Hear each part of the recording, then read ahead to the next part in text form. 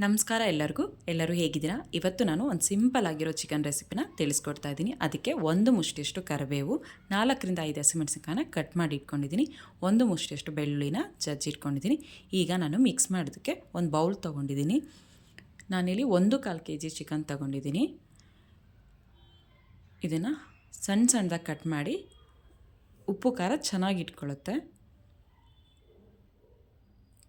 ಈಗ ನಾನು 1.5 ಸ್ಪೂನಷ್ಟು ಖಾರದ ಪುಡಿ ಹಾಕ್ತಾಯಿದ್ದೀನಿ. ನೀವು ಖಾರ ನೋಡಿ ಹಾಕ್ಕೊಳ್ಳಿ.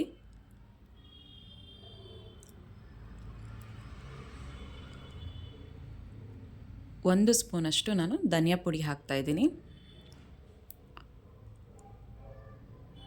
ಒಂದು ಸಣ್ಣ ಸ್ಪೂನಷ್ಟು ನಾನು ಅರಿಶಿನ ಹಾಕ್ತೀನಿ.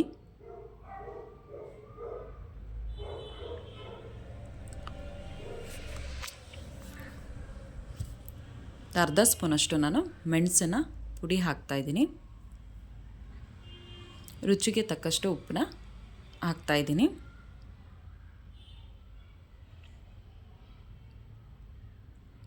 ಇದನ್ನೆಲ್ಲ ಹಾಕಿದ್ಮೇಲೆ ನಾನು ಮಿಕ್ಸ್ ಮಾಡ್ತಾಯಿದ್ದೀನಿ. ಇದನ್ನು ನೀಟಾಗಿ ಮಿಕ್ಸ್ ಮಾಡ್ಕೊಳ್ಳಿ.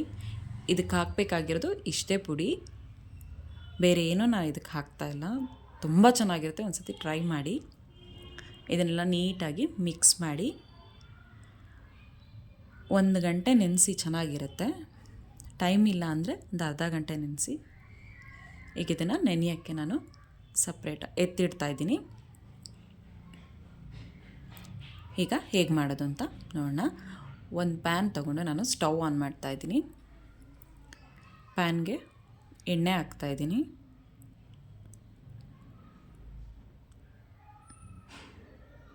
ಎಣ್ಣೆ ಕಾದಿದೆ. ನಾನು ಹಸಿಮೆಣಸಿನ್ಕಾಯಿ ಹಾಕ್ತಾಯಿದ್ದೀನಿ.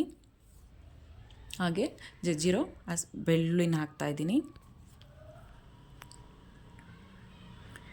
ಒಂದು ಅರ್ಧ ನಿಮಿಷ ಅಷ್ಟು ಫ್ರೈ ಮಾಡಿ. ಈಗ ನಾನು ಕರಿಬೇವನ್ನ ಹಾಕ್ತಾಯಿದ್ದೀನಿ.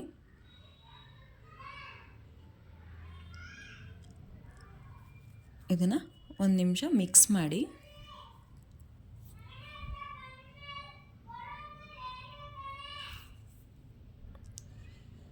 ಈಗ ನಾನು ನೆನೆಸಿರೋ ಚಿಕನ್ನ ಇದಕ್ಕೆ ಹಾಕ್ತಾಯಿದ್ದೀನಿ.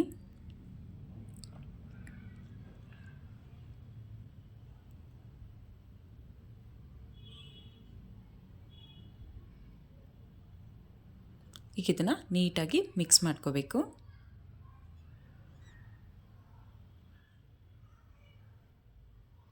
ತುಂಬ ಚೆನ್ನಾಗಿರುತ್ತೆ, ಟ್ರೈ ಮಾಡಿ, ಮಕ್ಕಳಿಗೆ ಇಷ್ಟ ಆಗುತ್ತೆ. ಈಗಿದು ನೀಟಾಗಿ ಮಿಕ್ಸ್ ಮಾಡಿಬಿಟ್ಟು ನಾನು ಇದನ್ನು ಮುಚ್ತಾ ಇದ್ದೀನಿ. ಮೀಡಿಯಮ್ ಫ್ಲೇಮಲ್ಲಿ ಇದನ್ನು ಮಾಡ್ಕೊಳ್ಳಿ. ಈಗ 20 ನಿಮಿಷ ಆಗಿದೆ. ನಾನೀಗ ಒಂದು ಸತಿ ಓಪನ್ ಮಾಡಿ ಮಿಕ್ಸ್ ಮಾಡ್ಕೋತೀನಿ. ಈಗ ನಾನು ನೀರು ಹಾಕಿಲ್ಲ, ಅದೇ ನೀರು ಬಿಟ್ಟಿದೆ. ಈಗ ಇದನ್ನು ಒಂದು ಸತಿ ಮಿಕ್ಸ್ ಮಾಡಿಬಿಟ್ಟು ಮತ್ತೆ ನಾನು ಮುಚ್ಚಿಡ್ತೀನಿ.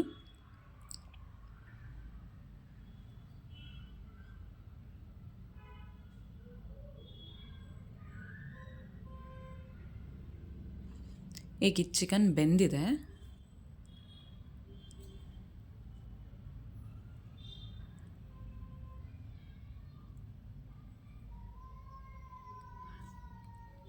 ಕೊನೆಯದಾಗಿ ಕೊತ್ತಂಬರಿ ಸೊಪ್ಪು ಹಾಕ್ತಾಯಿದ್ದೀನಿ.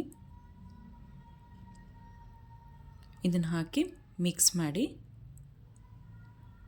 1 ನಿಮಿಷ ನಾನು ಮತ್ತೆ ಅದನ್ನು ಮುಚ್ಚಿಬಿಟ್ಟು ಬಿಡ್ತೀನಿ.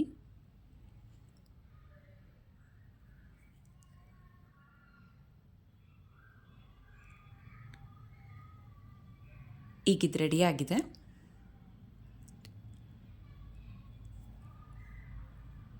ತುಂಬ ಚೆನ್ನಾಗಿರುತ್ತೆ, ಟ್ರೈ ಮಾಡಿ. ಬ್ಯಾಚುಲರ್ಗಂತೂ ಈಸಿಯಾಗಿ ಮಾಡ್ಕೋಬೋದು. ಮನೆಯಲ್ಲಿರೋಂಥ ಪದಾರ್ಥಗಳನ್ನೇ ಹಾಕಿ ಮಾಡಿರೋದು. Thank you.